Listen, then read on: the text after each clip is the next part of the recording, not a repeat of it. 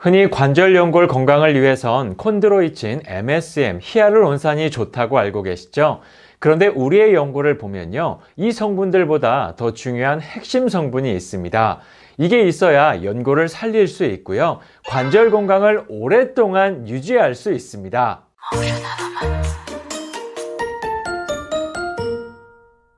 여러분 안녕하세요. 건강뉴스입니다. 오늘은 관절 연골 건강을 위해 반드시 섭취해야 할 핵심 성분에 대해 말씀드릴까 합니다. 흔히 연골 건강을 위해 콘드로이친, MSM, 히알루론산을 많이 드시는데요. 그런데 우리의 연골을 보면요, 이 성분들보다 더 중요한 핵심 성분이 있습니다. 실제 관절 연골 질환은 큰 병과 다르게 누구에게나 언제든지 나타날 수 있는 질환입니다. 주변만 봐도, 심지어 이 영상을 보고 있으신 분들까지도 쉽게 경험할 수 있는 통증이 바로 관절 연골 질환이죠.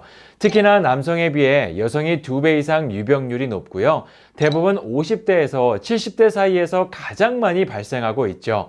즉 관절 연골 질환 대부분은 노화로 생기는 질환이라는 겁니다. 특히나 관절 연골 질환은 삶의 질을 하락시키는 대표 질환인데요. 단순히 걷거나 계단을 오르거나 허리를 구부리는 것조차 통증 때문에 일상생활의 불편함이 정말 많습니다. 게다가 연골은 신경과 혈관이 없기 때문에 한번 손상되면 재생되지 않아서 완전히 닳기 전에 관리하는 게 매우 중요합니다. 그런데 최근 한 연구에서 관절 연골 건강에 도움을 주는 핵심 성분을 밝혔는데요. 그 핵심 성분의 이름은 바로 콜라겐입니다.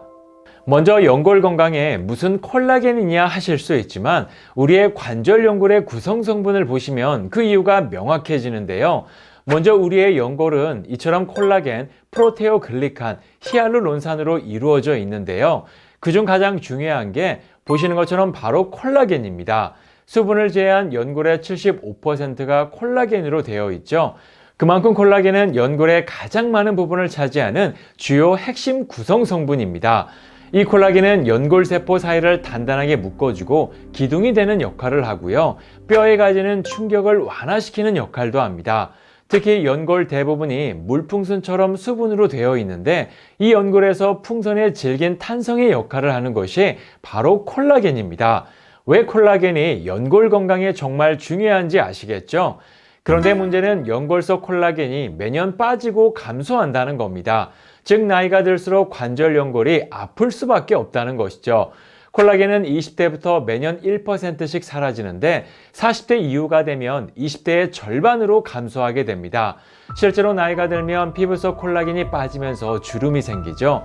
연골도 마찬가지로 나이가 들수록 빠지면서 관절 연골이 아플 수밖에 없게 됩니다.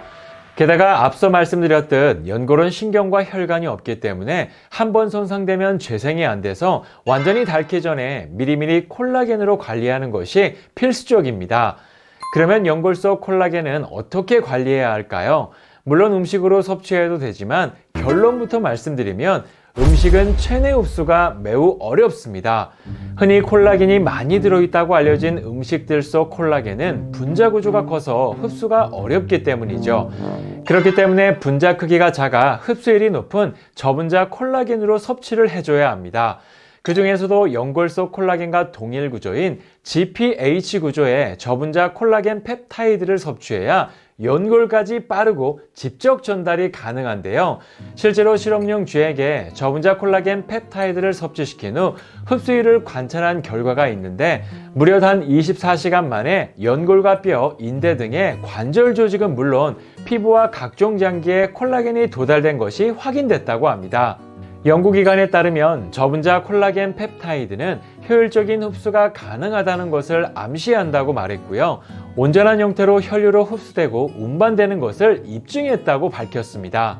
그러니까 지금까지의 내용을 정리하자면 연골 건강을 위해선 수분을 제외한 연골의 75%를 차지하는 콜라겐을 섭취해야 연골 건강에 더 도움을 줄 수 있다는 것이고요, 체내 흡수가 어려운 일반 콜라겐보다 연골 속 콜라겐 구조와 동일 구조인 GPH 구조의 저분자 콜라겐 펩타이드 형태로 섭취하면 연골까지 직접 전달되는 데 도움이 될 수 있다는 겁니다.